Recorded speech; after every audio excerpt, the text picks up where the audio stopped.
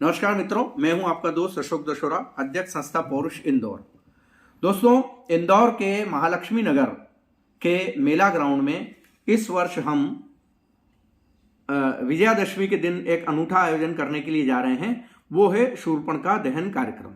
शूर्पणखा दहन कार्यक्रम के पीछे हमारा लॉजिक ये है कि शूर्पणखा एक व्यभिचारी स्त्री थी।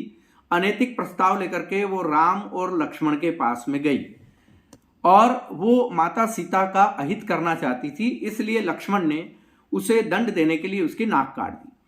और देखिए, रामचरितमानस में लिखा हुआ है कि नारी स्वभाव सत्य सब कहही, अवगुण 8 सदा उर रहही। तो इसी 8 अवगुण के अंतर्गत शूर्पणखा झूठी थी, चरित्रहीन थी, लालची थी, स्वार्थी थी। ये 8 अवगुण लेकर के वो जो है राम लक्ष्मण के पास में अनैतिक प्रस्ताव करके गई थी। और युगों युगों से स्त्री के द्वारा किए गए गुनाहों, अपराधों, पापों का दंड पुरुषों को दिया जा रहा है, पुरुषों को भोगना पड़ रहा है। इसी सत्य को उजागर करने के लिए हम शूर्पणखा दहन कार्यक्रम कर रहे हैं, क्योंकि शूर्पणखा जब करे व्यभिचार तो रावण पर क्यों अत्याचार। और दूसरा ये भी है कि हर अबला नारी नहीं और हर पुरुष अत्याचारी नहीं।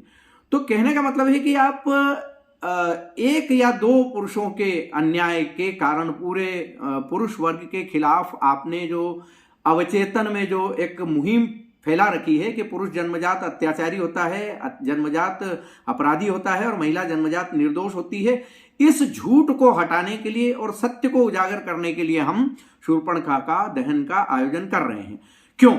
क्योंकि रावण जो था वो महाप्रतापी राजा था, है ना, और वो चारों वेदों का ज्ञाता था, पुराणों का ज्ञाता था, उपनिषद का ज्ञाता था, शिव तांडव का रचयिता था, महान संगीतज्ञ था, त्रिकाल और त्रिलोक जयी था। उसका कोई गुनाह नहीं था।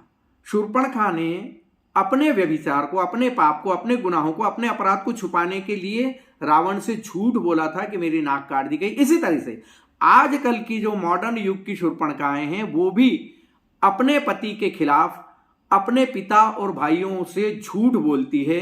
वो कोर्ट से झूठ बोलती है, वो पुलिस से झूठ बोलती है, प्रशासन से झूठ बोलती है, समाज से झूठ बोलती है, मीडिया से झूठ बोलती है।